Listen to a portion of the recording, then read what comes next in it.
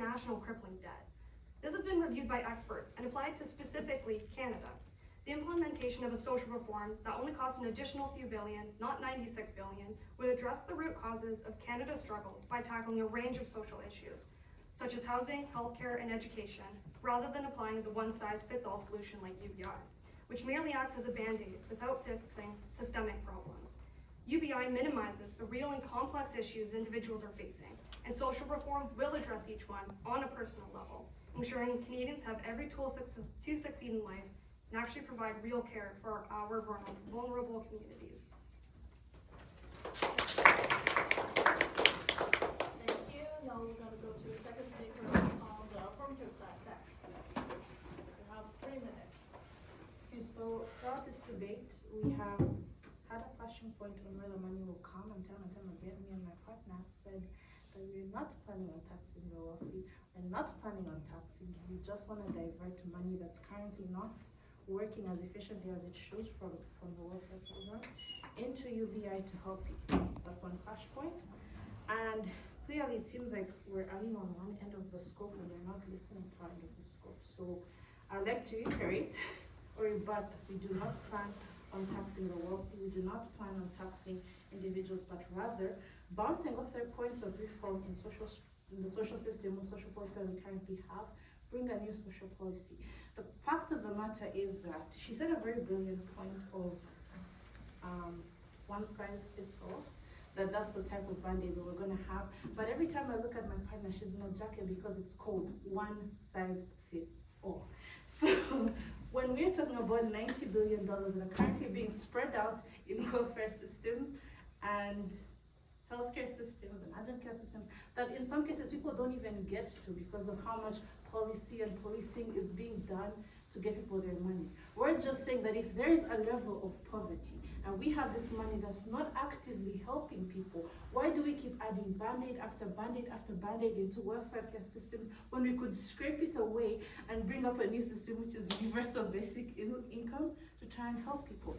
Thirdly, we have given you examples. Yes, they might not be the ideal UBI because they're focused on fundamentals rather than human beings who currently need help. Yes, it might not be UBI in the buzzword or key term, but they work. Finland, Alaska, Germany, and many parts of Europe currently have a certain level that they stand on that enables people who just don't have the means to get a push so they can have the means to. Secondly, if they had come up and said, oh, people will not work, or if they said it's going to cause inflation. Inflation comes when there's too much demand and not enough money, and we're saying there's inflation now. People do not have money, but they have needs that need to be met. Mental health is being affected. People are broke. She comes here and stands and says $370. Give it to me and see what I can't do with it. So we're asking to give them a push in the right direction in order for them to live right and live well.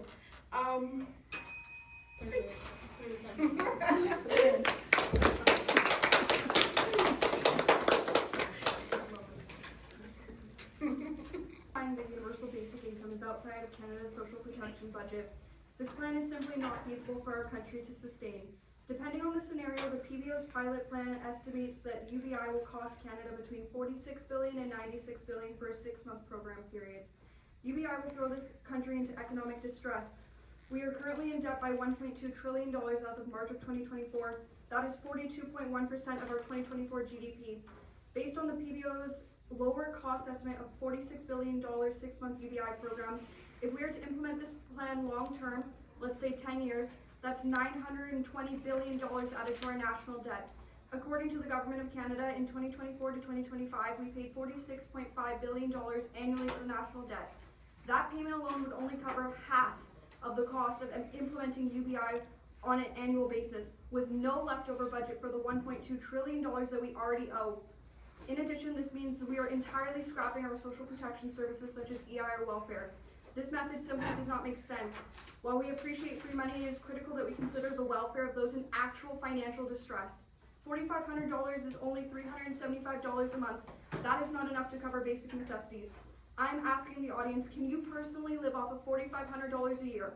If you are in financial distress due to unemployment, would this number even be enough to bring you above the poverty line? Or would you prefer that EI provides you with 60% of your biweekly income? I conclude this argument with one assertion. $4,500 is not worth the economic disaster that UBI will bring Canada. That is all.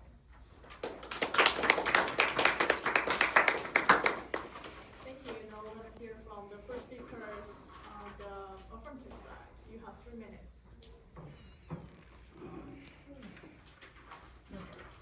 Throughout this debate, we have heard concerns about the cost of universal basic income, the fear of tax increases, inflation, capital flight, and economic instability.